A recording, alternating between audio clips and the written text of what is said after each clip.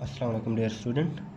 आज हमने exercise 2.4 start करनी है। उससे पहले ये कुछ लॉज हैं आपके बुक के ऊपर दिए हुए हैं, गालिबन पेज नंबर 45 पर है। अब इनको आपने अच्छे से देख लेना। इधर मैंने वैसे कुछ लिख दिए हैं, तो ये टोटल 7 हैं। इनको मेंशन करना बहुत ईजी से हैं।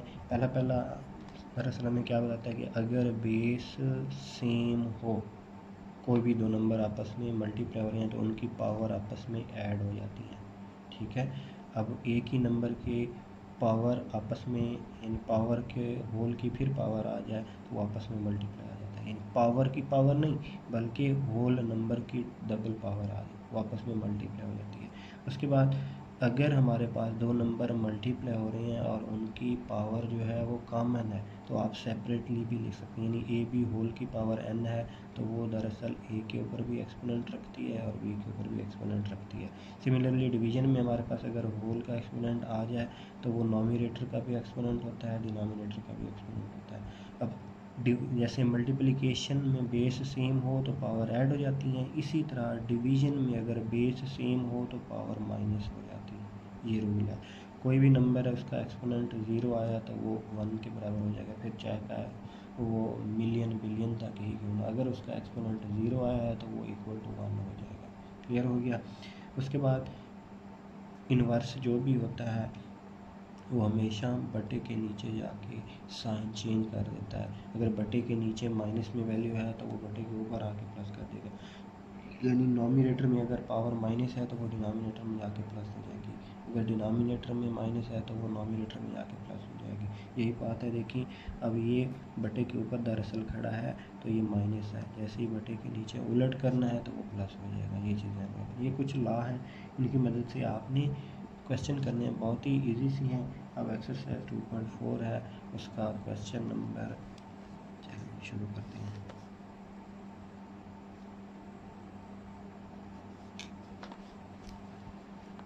आपके पास क्वेश्चन 1 है, चलें उसका फर्स्ट पार्ट ले लेती हैं। उसने कुछ दिया है 2 4 3। और एक बात और बताता चलूँ कि ये जो एक्सरसाइज 2.4 है ना, ये आपके एनुअल एग्ज़ाम के लिए बहुत ही इम्पॉर्टेंट है। मोस्टली जो आपका लॉन्ग क्वेश्चन है वो इसी में से आता रहता है, तो इसको अच्छे से करना बहुत ही इजी है और कंसेप्चुअल है। थोड़ी सी अगर आप ट्राई करेंगे और प्रैक्टिस करेंगे तो ये इजीली आपसे हो जाएगी। ठीक है। 243 एक्सपोनेंट उसने लिखा है -2/3 इंटू 32, एक्सपोनेंट उसने लिखा है -1/5 डिवाइडेड बाय आपके पास है जी 196 इनवर्स होल का आपका स्क्वायर रूट चल रहा है। ठीक हो गया। अब आगे चलते हैं जी, इसको सॉल्व करते हैं। अब फर्स्ट स्टेप क्या करना है, ये जो दो सारे बड़े बड़े नंबर हैं इनकी आपने प्राइम फैक्टराइजेशन कर लेनी है। क्लियर हो गया। 243 की अगर आप करें तो गालिबन मेरे हिसाब से वो होती है जी, ठीक है, तो वो हो जाती है 3 जो है 5 टाइम मल्टीप्लाई होता है, यानी 3 मल्टीप्लाइड बाय 3 3 3 एंड 3, एक्सपोनेंट आपका -2/3। सिमिलरली अगर आप 2 को देखें तो वो भी 5 टाइम 2 होता है, तो उसको मैं डायरेक्ट लिखने लगा 2 5, मेन एक्सपोनेंट आपका -1/5 डिवाइडेड बाय 196, तो सभी जानते ही हैं। ठीक है। ये क्या होता है, 2 का भी स्क्वायर और 7 का भी स्क्वायर, होल का एक्सपोनेंट आपका -1 चल रहा है, ऊपर जाके आपका स्क्वायर रूट खड़ा है। ठीक है। अब आप डिफरेंट एक्सपोनेंट लगाने लगे हैं। अब देखिए 1 2 3 4 5, ठीक है। तो इसके लिए आपने अब इसको भी सेपरेट कैसे करना है, तो आसान सा मेथड बताने लगा हूँ स्टूडेंट। उसके लिए आपने ये देखना है कि आपके पास जो बाहर एक्सपोनेंट है, सॉरी जो नंबर ऑफ रूट है, उसमें जो आपके नीचे वैल्यू है वो 3 है, तो आप इसमें पावर 3 अलहदा कर लें क्योंकि वो 3 से कट जाएगी। 2 को अलहदा रहने देंगे, वो बाद में आप देखते हैं। ठीक है। अब अगर आप देखें तो ये ऊपर कुछ इस तरह से 3 स्क्वायर मल्टीप्लाइड बाय 3 क्यूब हम कर देते हैं। ठीक है। -2/3 आ गया। क्लियर हो गया। इधर अगर आप देखें 5 इस 5 से कट गया, आपके पास टोटल जो बच गया 2, सिर्फ माइनस का 1 यानी 2 इनवर्स बच गया। क्लियर हो गया। डिवाइडेड बाय, अगर आप देखें ये अभी पॉसिबल नहीं हो सकता, लेकिन इसका स्क्वायर रूट जो है, यानी ये जो स्क्वायर रूट है इसको आप एक्सपोनेंशियल फॉर्म में लिए, ये 2 स्क्वायर और ये 7 स्क्वायर हो गया, इसकी पावर वैसे इन्वर्स चल रही है, स्क्वायर रूट हटाया तो वो 1/2 आ गया। क्लियर हो गया। आगे चलते हैं।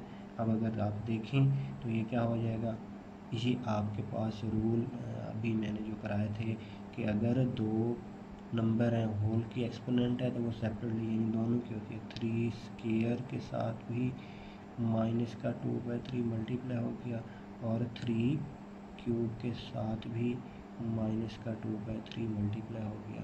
ठीक है, उसके साथ ही अगर आप देखें तो ये भी हमने लास्ट वाला रूल किया था कि अगर साइन नेगेटिव है, अगर उसको उलट करें तो वो पॉजिटिव हो जाएगा, यानी इस 2 को नीचे ले जाते हैं। देखते हैं, या भी इसको फ़िलहाल रहने दें, अगले स्टेप में ले जाएंगे, नीचे वाली वैल्यू को सिंप्लीफाई करेंगे। अब अगर आप देखें तो ये प्लस माइनस माइनस हो गया, 1 माइनस का 1/2 यानी 2 square multiplied by 7 square whole का एक्सपोनेंट -1/2 हो गया। जैसे यहाँ पर रूल लगाया है होल की पावर जो है वो दोनों की अलग-अलग, इधर भी वही होगा, यानी आपके पास 2 स्क्वायर है, इसकी पावर भी -1/2 आ गया, मल्टीप्लाइड बाय 7 स्क्वायर है, इसकी पावर भी -1/2 आ गया। फिर देखें 2 से कट गया, 2 से कट गया। क्लियर हो गया। अब आगे अगर आप देखें तो क्या बचेगा आपके पास, देखें ये देखें 2 2 आर 4, ठीक हो गया। 3 एक्सपोनेंट प्लस माइनस, क्योंकि इधर माइनस का 2 इधर प्लस का, तो माइनस का 4/3 आ गया, ठीक हो गया। डाट ये 3 से कट गया, तो आपके पास बच गया 3 की पावर -2, उसके साथ ही आपके पास बचा हुआ 2 की पावर -1 डिवाइडेड बाय, इधर देखें 2 कैंसिल हो गया था, सिर्फ 2 की पावर -1 बच गया और इधर 7 की पावर -1 बच गया। तो सिंपल देखें ये इससे कट गया क्योंकि सेम वैल्यूज़ हैं। ठीक है, अब वही लास्ट रूल जो हमने पढ़ा था कि अगर वैल्यूज़ की पावर नेगेटिव है उसको उलट यानी नॉमिनेटर से डिनोमिनेटर में ले जाएंगे तो साइन चेंज हो जाएगा पावर का, नॉमिनेटर से डिनोमिनेटर में ले आएंगे तो भी साइन चेंज हो जाएगा आपके एक्सपोनेंट का। अब देखें ये जो बटे के ऊपर वाली वैल्यू दोनों माइनस में, इनको नीचे ले आएँ, ये प्लस में हो जाएंगी, ये 7 इनवर्स नीचे माइनस के ऊपर जाके प्लस हो जाएगा। ये हमने एक्सपोनेंट रूल लगाए हैं, तो देखें ऊपर सिर्फ 7 पावर +1 होगी, अब नीचे ये दोनों वैल्यूज़ आ जाएंगी, ये आपका क्या हो जाएगा 3 एक्सपोनेंट सॉरी माइनस था तो अब ये प्लस का हो गया क्योंकि नॉमिनेटर से डिनोमिनेटर में आया।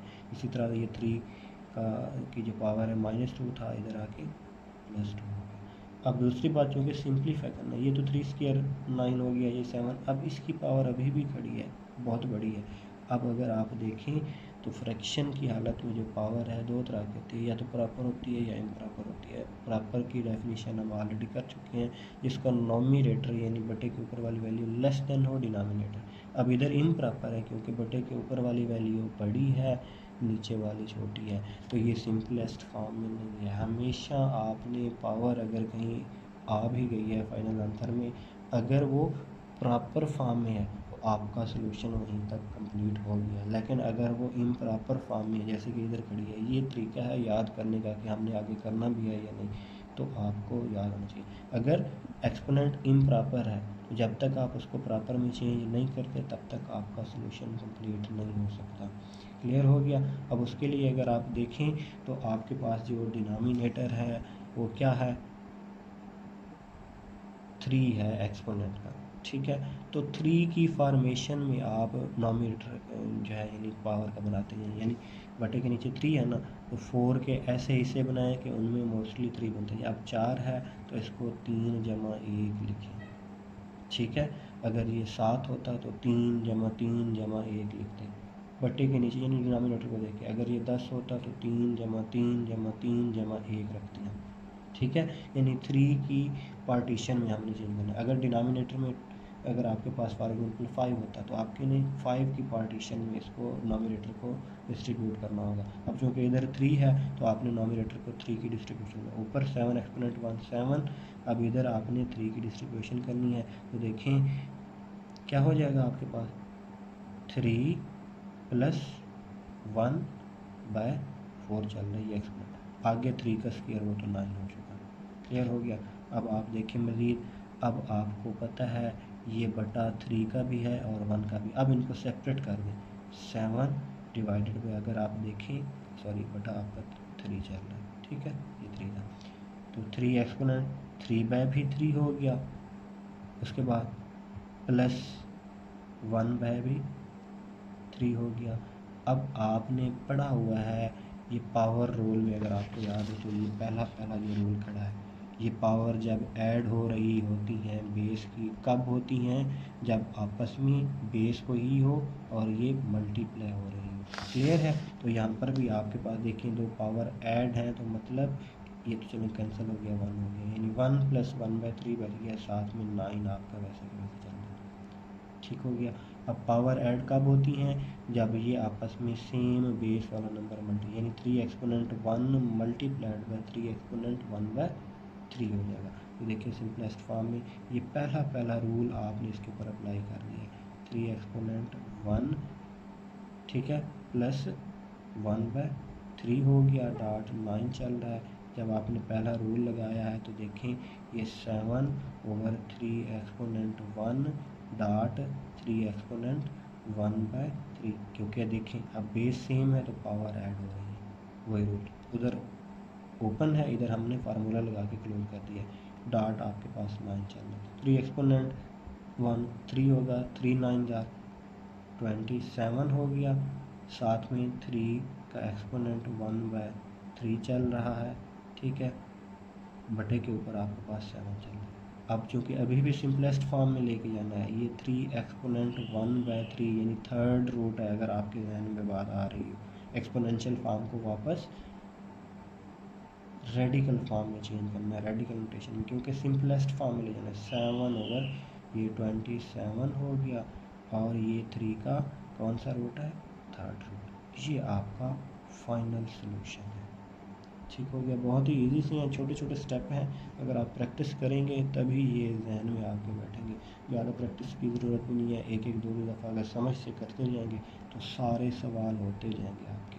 अब इसी तरह आपका जो क्वेश्चन नंबर है फर्स्ट, उसका सेकंड पार्ट है, बहुत इजी सा है। देखिए उसने लिखा है जी 2x exponent 5y exponent -4 into -8x -3 y का स्क्वायर।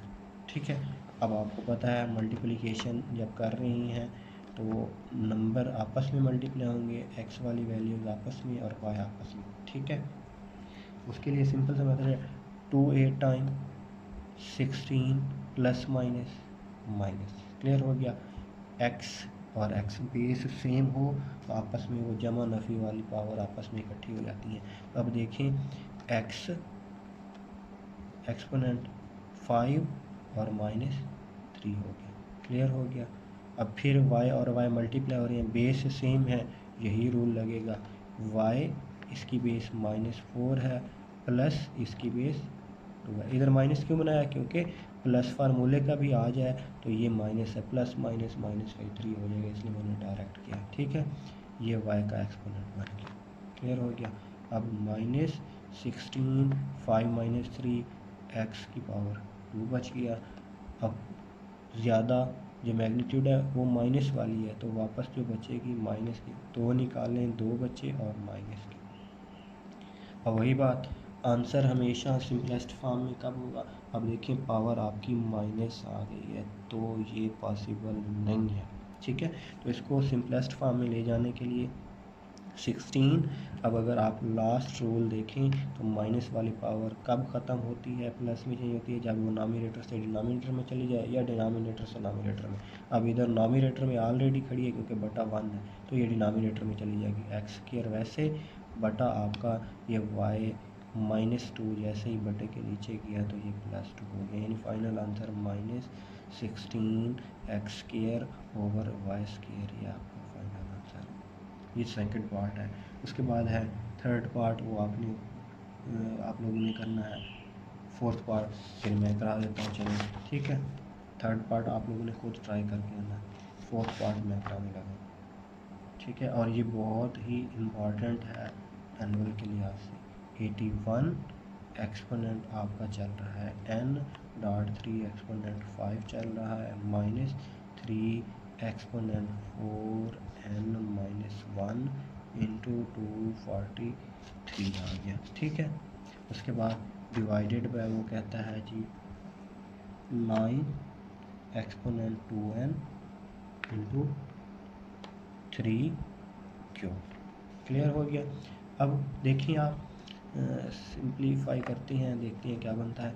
फैक्टराइजेशन करनी है जो बड़े नंबर हो, तो 81 अगर आप करके चेक करें तो वो आपके पास होता है 3 एक्सपोनेंट 4 ऊपर n चल रहा है, ठीक है, .3 एक्सपोनेंट 5 -3 एक्सपोनेंट आपके पास चल रहा है 4n-1 243 की जब आप फैक्टराइजेशन करें तो लास्ट क्वेश्चन में, बल्कि क्वेश्चन नंबर 1 में हमने की थी, वो 3 एक्सपोनेंट 5 बना था। डिवाइडेड बाय 9 की फिर करें 3², फिर आपके ऊपर 2n ऑलरेडी खड़ा है इंटू 3 का क्यूब चल रहा है, ठीक हो गया। अब अगर आप देखें सिंप्लीफाई करते हैं, 4 into n 4n, 3 exponent 4n.3 exponent 5 चल रहा है, ठीक है, -3 एक्सपोनेंट 4n-1। अब देखिए बेस सेम है और मल्टीप्लाई हो रही हैं, तो रूल आपके पास गिवन है, बेस सेम हो मल्टीप्लाई हो रही हो तो पावर आपस में ऐड हो जाती है। अब यहाँ पर भी वही काम, 4n-1 पहले से था और अगली +5, बेस सेम थी, पावर ऐड हो गई, ठीक है। डिवाइडेड बाय, अब ये देखिए 3 एक्सपोनेंट क्या हो गया 4n, 2 2 आर 4n। अब इधर भी आप अगर देखें तो आपके पास ये दोनों मल्टीप्लाई हो रहे हैं इंटू की हालत में, तो फिर पावर ऐड हो जाएगी, 4n ये है प्लस इसकी पावर क्या होगी 3 होगी, ठीक है। सिमिलरली ये जो पहली वैल्यू है ये भी बेस सेम है तो पावर ऐड कर देंगे, ठीक है। अब एक बात और चीज़ ध्यान में रख लें, अब ये चलें फिलहाल लिख देते हैं 3 एक्सपोनेंट 4n + 5 हो गया, माइनस, अब नफ़ी का 1 है, जमा के 5 है, ज़्यादा जमा किया तो वापस जमा के बचेंगे, यानी 3 एक्सपोनेंट 4n और प्लस का 4 हो गया। डिवाइडेड बाय अगर आप देखें 3 एक्सपोनेंट 4n + 3। अब चूँकि सिंप्लीफाई करना है, अगर आप अपना थोड़ा सा दिमाग पर जोर दें तो आप देख रही हैं इधर 3 एक्सपोनेंट 4n + 3 है, इसमें से भी अगर आप देखें 3 एक्सपोनेंट 4n + 3 + 2 लिख दें, क्योंकि 5 है उसको पार्टीशन कर दिया, और इधर 4n + 3 + 1 लिख दिया है, तो इन दोनों से एक्सपोनेंट पे अगर देखें 4n + 3 यहाँ से कॉमन ले लेंगे तो इधर आपके पास सिर्फ 3 का एक्सपोनेंट वो 2 बच जाएगा और इधर 1 बच जाएगा। देखिए मैं स्टेप करने लगा तो आपको मज़ीद क्लियर हो जाएगा। 3 एक्सपोनेंट 4n + 3 + 2 मैं लिखने लगा, ठीक है, -3 एक्सपोनेंट 4n + 3 + 1 लिख दिया मैंने, ठीक हो गया। Divided by 3 exponent 4n + 3। अब मैंने इस तरह क्यों लिखा है, अगर आप देखें तो डिनोमिनेटर में 4n + 3 खड़ा है, इधर भी 4n + 3 नोमिनेटर में दोनों के पास है। अब इधर अगर आप कॉमन लें क्योंकि प्लस में, अब अगर आप देखें इनको मज़ीद, ये ऐसे समझने में इस तरह कर लेता हूँ, इन दो को अलहदा कर लेता हूँ, इन दो को अलहदा, तो देखें ये पावर आपस में ऐड हो रही है ना, ऐड कब होती हैं जब आपस में मल्टीप्लाई हो रही हैं। तो मैं इनको आप देखें फिर मज़ीद ऐसा डायरेक्ट भी कर सकता था, लेकिन सिर्फ आप लोग को समझाने की खातिर मैं कुछ इस तरह कर रहा हूँ। 3 exponent 4n + 3.3 exponent 2, okay, multiplication में बेस सेम हो तो पावर ऐड होती है। सिमिलरली यहाँ पर करेंगे 3 एक्सपोनेंट 4n + 3, ठीक है, .3 exponent 1, 4n plus 3 plus 1 clear हो गया। नीचे divided by 3 exponent 4n plus 3। अब अगर आप नॉमिनेटर में देखें तो दोनों में आपके पास 3 एक्सपोनेंट 4n प्लस 3 कॉमन आ गया है। क्लियर हो गया। देखिए 3 एक्सपोनेंट 4n प्लस 3 4n था, कॉमन आया। अंदर देखिए इधर क्या बच गया 3 स्क्वायर माइनस इधर आपके पास जस्ट 3 एक्सपोनेंट प्लस का 1 बच गया। डिवाइडेड बाय आपका क्या चल रहा है 3 एक्सपोनेंट ये 4n था ठीक है 4n प्लस 3। अब देखें 3 एक्सपोनेंट 4n प्लस 3 इधर भी 4 ये कट गया। आपके पास final answer 3 square minus 3 exponent 1 जो कि 9 minus 3 which is equal to 6। ये आपका फाइनल सोल्यूशन है। इसको ध्यान से देखना है, ये बहुत ही आसान है, लेकिन ये है कि थोड़ी सी आपको यहाँ पर आके ये जो फॉर्मेशन बनानी है कॉमन बनाने के लिए, बस यहाँ पर आके ध्यान करना है। कोई मुश्किल नहीं है, बहुत ही आसान है। ये स्टेप दोबारा आपको समझाने की कोशिश करता हूँ। 4n प्लस 5 4n प्लस 4 था, नीचे 4n प्लस 3। अब हमने देखा सभी में ये चीज़ 4n प्लस 3 की पार्टीशन में डिस्ट्रीब्यूशन में बन रही है, तो इसलिए हमने क्या किया उनको अलग-अलग 5 को 3 प्लस 2 में बना दिया, 4 को 3 प्लस 1 में। तो मल्टीप्लिकेशन वाला हमने रूल लगाया, पहला ही बेस सेम हो पावर ऐड होती है, तो हमने उनको पावर ऐड की हुई थी तो उनको हमने मल्टीप्लिकेशन की हालत में वापस लिख दिया। ठीक है, बेस सेम थी, पावर जैसे ऐड होती हैं मल्टीप्ली हालत में, वही हमने किया है। इधर 4n प्लस 3 को ही अलहदा क्यों लिया, क्योंकि डिनोमिनेटर में हमारे पास 4n प्लस 3 है, इसलिए लिया है दोनों में, ताकि दोनों से कॉमन निकालेंगे, जैसे ही वो बाहर आएगा उससे कैंसिल हो जाएगा। अंदर हमारे पास 3 स्क्वायर 3 एक्सपोनेंट 1 बचा, 3 स्क्वायर 9 3 1 3 9 माइनस 3 6, ये कट गया। तो ये आपका फाइनल सॉल्यूशन आ गया। इसी के साथ ही क्वेश्चन नंबर 1 जो है आपका वो कंप्लीट हो जाता है।